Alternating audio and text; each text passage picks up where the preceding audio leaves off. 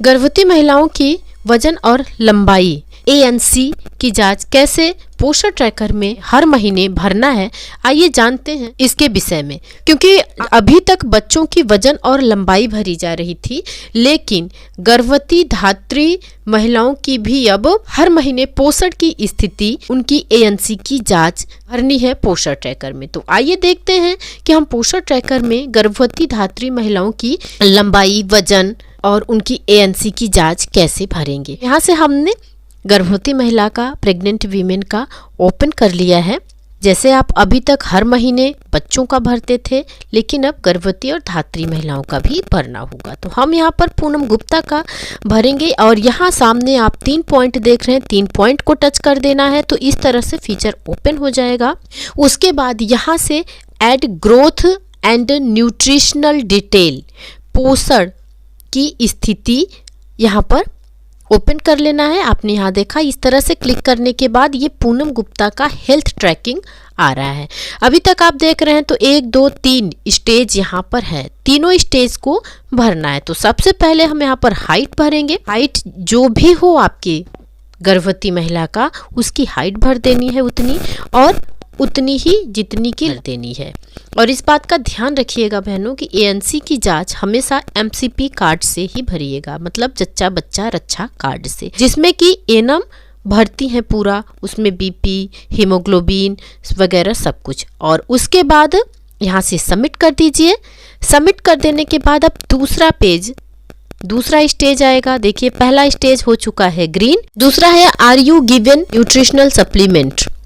तो यहाँ पर दिया जाता है आयरन और कैल्शियम, इसे सबमिट कर देंगे। आयरन कैल्शियम भर के सबमिट कर दीजिए, क्योंकि गर्भवती महिलाओं को, धात्री महिलाओं को आयरन और कैल्शियम ही दिया जाता है। अब देखिए यहाँ पर 2 ग्रीन हो चुका है। अब तीसरा भरेंगे न्यूट्रिशनल इंटरवेंशन। यहाँ भरने के लिए यहाँ हमेशा 3 ऑप्शन होते हैं, एलोपैथ, होम्योपैथ और आयुष। तो आपको आयुष भरना है भाई और बहनों। अभी तक कई बहनें हमारी कंफ्यूज हैं, तो आयुष की जगह एलोपैथ भर देती हैं। तो एलोपैथ नहीं भरना है, होम्योपैथ नहीं भरना है, यहाँ केवल और केवल आयुष भरना है। इस बात का ध्यान रखिएगा।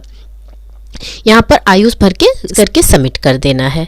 तो ये सबमिट हो चुका है बहनों। ये पोषण की स्थिति और ग्रोथ मॉनिटरिंग भर दिया है। अब हम भरते हैं इनकी ANC की जांच, जो कि हमें MCP कार्ड पर मिलेगा।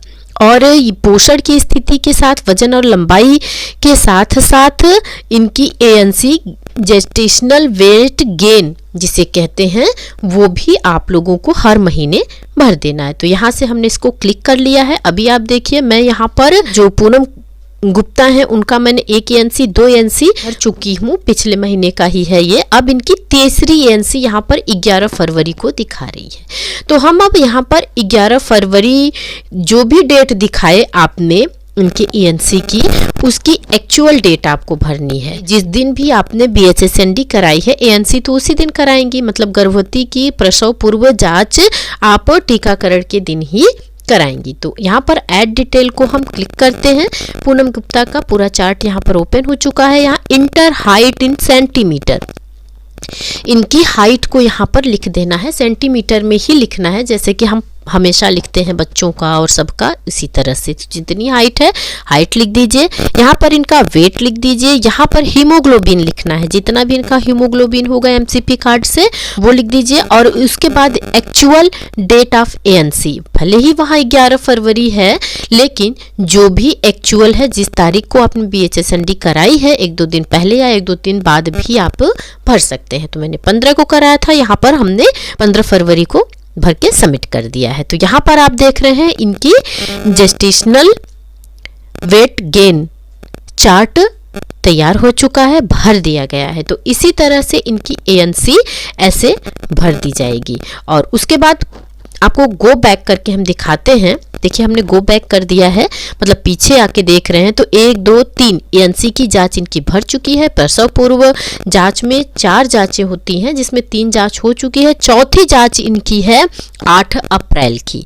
तो अप्रैल में अब जिस दिन आप अपने केंद्र पर BHSND करवाएंगी या सत्र होगा BHSND का, उस दिन इनकी ANC की जांच होगी और उस दिन की डेट आपको यहाँ पर भर देनी है। इस बात का ध्यान रखिएगा कि ANC की डेट जिस दिन आपने BHSND कराई है, उसी दिन तो आप करवाएंगी इनकी ANC। बाई चांस अगर ये दिक्कत होती है तो 1-2 दिन आगे पीछे अगर आपके केंद्र पर नहीं करवाती हैं, कहीं और करवाती हैं, तो कार्ड ले जाएंगी। कार्ड से आपको करना है, क्योंकि कार्ड में जो भी इनकी जांच करेगा कार्ड में लिखेगा।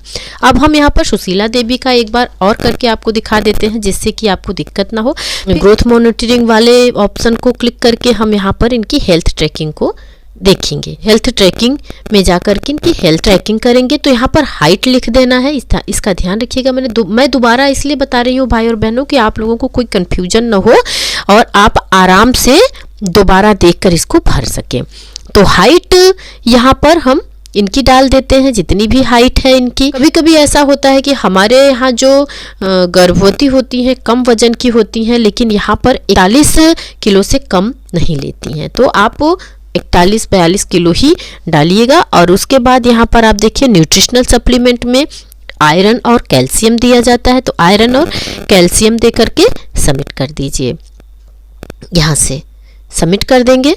उसके बाद तीसरा स्टेज आएगा, तो तीसरे स्टेज को भी हमें कर देना है। यहाँ एलोपैथ नहीं, होम्योपैथ नहीं, केवल और केवल आयुष पर क्लिक कर देना है।